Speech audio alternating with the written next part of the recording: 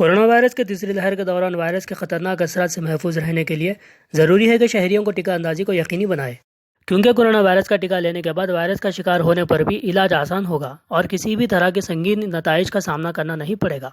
मुल्क भर में तीसरी लहर के सिलसिले में जारी किया जाने वाले ख़ादिशात और कोरोना वायरस के बढ़ते हुए तादाद के सिलसिले में कहा जा रहा है कि जल्द ही तीसरी लहर के असरात मुहाजिर होने लग जाएंगे। इसीलिए जो कोरोना वायरस का टीका नहीं लिया है उन्हें चाहिए टीका लेने में उजलत करे। डॉक्टर एस ए मजीद माहिर डायबिटीज़ ने बताया है कि टीका के हुसूल के मामले में पुराने शहर से ताल्लुक़ रखने वालों में लाशऊरी देखी जा रही है, जो कि तीसरी लहर के दौरान ख़तरनाक साबित हो सकती है। उन्होंने बताया कि शहर में हुकूमत की जानिब से फराहम किया जा रही है टीके के हुसूल के लिए जोश खरोश देखी जा रही है, लेकिन पुराने शहर के इलाकों में बिलखुसूस अक़लियती आबादियों में टीके के सिलसिले में अदम दिलचस्पी इंतहाई ख़तरनाक साबित हो सकती है। इसीलिए पुराने शहर से ताल्लुक़ रखने वाले गैर सरकारी तंजीमों के अलावा सेहत के शुबे में खिदमत अंजाम देने वाले तंजीमों और अहदेदारों को चाहिए कि पुराने शहर में टीका अंदाजी मराकीज़ के क़याम और आवाम के दरमियान शऊर बेदारी पैदा करने का इक़दाम करें। डॉक्टर एस ए मजीद ने कहा है कि महकमा सेहत के अहदेदारों को भी इस सिलसिले में गौर करते हुए इन इलाकों और वार्ड्स पर तवज्जो देने के इक़दाम करनी चाहिए, जिन इलाकों में पहली और दूसरी लहर के दौरान कोरोना वायरस के मुतासिरीन की तादाद ज़्यादा रही और वायरस के सबब अमवात में भी इजाफा रिकॉर्ड किया गया था। आइए तफसीलात जानते हैं माहिर डायबिटीज़ डॉक्टर एस ए मजीद से।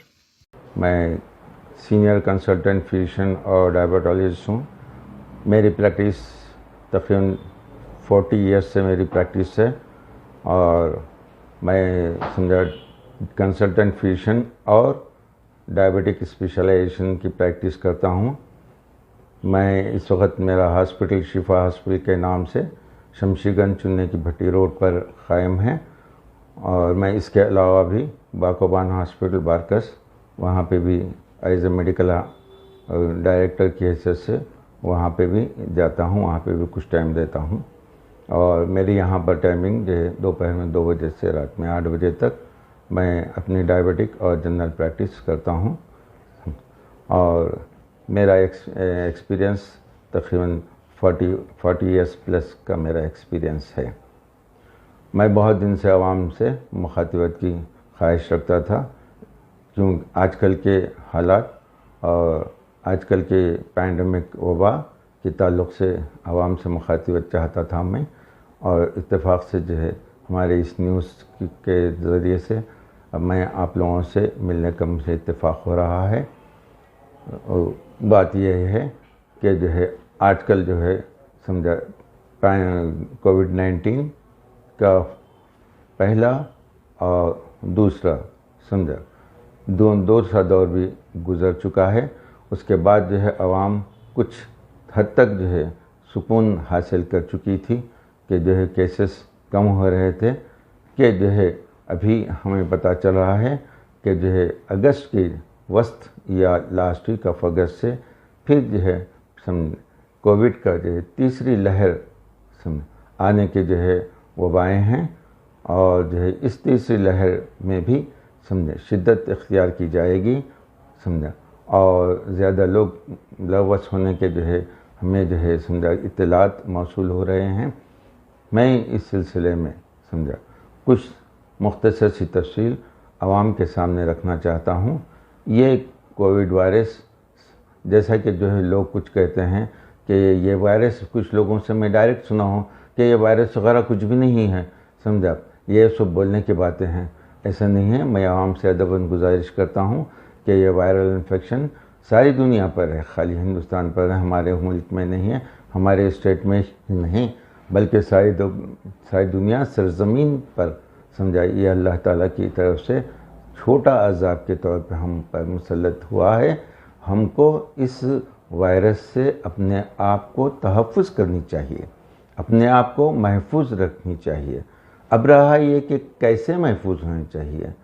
वर्ल्ड हेल्थ ऑर्गेनाइजेशन की तरफ से मुख्तलिफ़ कंपनियों ने वैक्सीन्स जो है, जैसे कि हम अपने बच्चों को वैक्सीन्स दिलाते आए हैं, जैसे ही पैदा होते हैं वैक्सीन्स के पूरे कोर्स देते हैं, और इसी तरह जो है समझा उनको जो है TH का कोर्स देते हैं, और उनको पोलियो के ड्रॉप्स दिलाते हैं, उनको डिप्थीरिया के इंजेक्शंस दिलाते हैं, ताकि उनको फ्यूचर में मुस्तक़बिल में वो तमाम बीमारियों से वो तहफ़्फ़ुज़ पा सके। वो देने के बाद तो कुछ ना कुछ आता ही है। आजकल ये वाबा और जो है अनसुनी ऐसी चल रही है कि समझे वैक्सीन दिलाने से बीमार पड़ जा रहे हैं, वैक्सीन दिलाने से मर जा रहे हैं। ये सुनी सुनाई बातों पे मैं अदबन गुजारिश करता हूँ आवाम से कि इस सुनी सुनाई बातों पर ध्यान ना दें, बल्कि अपने प्रोटेक्शन, अपने ख़ानदान के प्रोटेक्शन, अपने बाल बच्चों के प्रोटेक्शन के लिए ये वैक्सीन ज़रूर दिलाएं। गवर्नमेंट आपको काफ़ी तरीक़े से जो है समझा आपको इस सिलसिले में हर महल्ले में, हर प्राइमरी हेल्थ सेंटर्स पर वैक्सीन मुहैया की कर रही है, ताकि आप लोग वैक्सीन लें और बीमारी से अपने आप को तहफ़्फ़ुज़ रखें। ये मत सोचें कि वैक्सीन लेने से फ़लाँ साहब का इंतकाल हो गया, फ़लाँ साहब बीमार पड़ गए। समझे, वैक्सीन लेने से एक आध मरतबा, एक आध दिन के लिए समझा कुछ हल्की से हरारत आ सकती है, ये कहा जाता है और हो भी रहा है। उससे कोई बड़ी बात नहीं है, वो कोई बीमारी नहीं है, बल्कि डोलो 650 अगर 1-2 डोज अगर ले लें तो वो बात ख़त्म हो जाएगी। समझा, उसको इतने बड़ी जो है तफसील बनाकर कि वैक्सीन से फ़लाँ मर गए, ये जो है वबाएँ, ये जो है अफवाहें और ये जो है सुनाई बातों पर मेरी अदबन गुजारिश है सारी के सारे आवाम से कि इस पर जो है ध्यान ना दें और वैक्सीन की तरफ तवज्जो दें, खुद भी लें, अपने बाल बच्चों को भी दिलाएं, अपने दोस्त अहबाब को भी मशवरा दें कि वैक्सीन ज़रूर लें। वैक्सीन से इंसान को प्रोटेक्शन होता है, वो बॉडी में एंटीबॉडीज़ फॉर्म होते हैं। एंटीबॉडीज़ जब नॉर्मल फॉर्म हो जाते हैं तो अब वो जो है स्पाइक S1 समझा जो बॉडीज़ का टेस्ट होता है उसमें 1+1 to 4 अगर जो है उसमें आता है तो जो है लो समझा रेजिस्टेंस आ जाए। आप समझा कोविड के लिए लो रेजिस्टेंस तस्वर होता है 4.6 से 18 तक, और मीडियम साइज़ का जो है प्रोटेक्शन होता है 18+ अगर होता है किसी को तो समझा हेल्दी और हेवी प्रोटेक्शन फ्रॉम एंटीबॉडीज़ जिस्म में फॉर्म होते हैं। अब रहा ये कि बहुत से लोगों को क्यों नहीं होता है, बहुत से यंगस्टर्स जो इनका रेजिस्टेंस बहुत अच्छा रहता है, इम्यूनिटी अच्छी होती है, जिनका रेजिस्टेंस बहुत अच्छा होता है, इवन आफ्टर समझा वायरस के इफेक्ट होने के बावजूद भी उनको सिम्टम्स ज़ाहिर नहीं होते हैं सिम्टम्स, जिसकी वजह से वो महसूस करते हैं कि हमको इफेक्ट नहीं हुआ।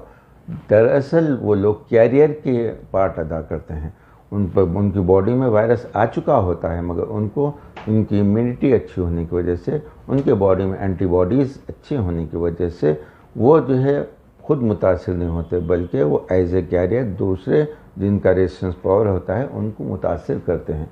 इस तरह से दे स्प्रेड टू अदर्स। समझा, इसी तरह से जो है ये वायरस एक दूसरे से फैलना शुरू हो जाता है, और जिनका रेजिस्टेंस पावर कम होता है और जिनके बॉडी में एंटीबॉडीज़ कम होते हैं, जो एंटीबॉडीज़ से रेजिस्ट करना उनके पास नहीं होता है, तो वो फ़ौरन अफेक्ट हो जाते हैं। इसमें ज़्यादातर एल्डरली पीपल्स शामिल हैं। अब चूँकि अब जो है थर्ड वेव में यंगस्टर्स भी मुतासर होने का जो है खदशा किया जा रहा है, लिहाजा मैं अदब गुजारिश है कि तमाम नौजवान, तमाम एल्डरली पीपल्स, तमाम ओल्ड एज पीपल्स तमाम वैक्सीन से इस्तेफ़ादा करें।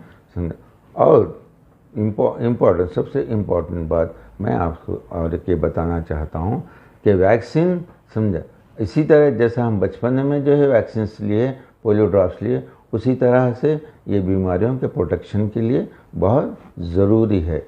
एक बार फिर मैं आप तमाम लोगों से अदबन गुजारिश करता हूँ कि आप तमाम हज़रात वैक्सीन और गवर्नमेंट के प्लान से, उनके प्रोग्राम से समझा इस्तेफ़ादा हासिल कीजिए और अपने आप को अपने वैक्सीनेटेड करवाइए। इसमें 2-3 किस्म के वैक्सीन है, कोविशील्ड भी है, कोवैक्सीन भी है, स्पुतनिक भी आ चुका है। समझा, सारे के सारे वैक्सीन सेम इफ़ेक्ट है। वर्ल्ड हेल्थ ऑर्गेनाइजेशन के हिसाब से कोविशील्ड का जो है ड्यूरेशन वो के 84 डेज़ के बाद आता है, और कोवैक्सीन का उसका ड्यूरेशन 21 डेज़ के बाद लिया जा सकता है। दोनों में से कोई भी वैक्सीन लो। अब रहा ये बाहर के कंट्रीज जाने के लिए कोविशील्ड को लोग जो है समझा अप्रूव कर रहे हैं, वो अलग बात है। सारे चीज़ हमारे पास तो अप्रूव्ड है। जो चंद ममालिक जो सिर्फ कोविशील्ड को अप्रूव किए हैं, बाहर जाने वाले हज़रात कोविशील्ड ले सकते हैं। गवर्नमेंट इसके भी इंतज़ाम आप लोगों के लिए की है। प्रेगनेंसी लेडीज के लिए वैक्सीन सेफ है प्रेग्नेंट लेडीज के लिए? Yes, pregnant ladies as well as lactating ladies, और जो लोग लेडीज़ जो है दूध पिलाते हैं बच्चों को या जो प्रेग्नेंट है उन लोगों के लिए भी ये वैक्सीन सेफ है, आप आराम से दिला सकते हैं।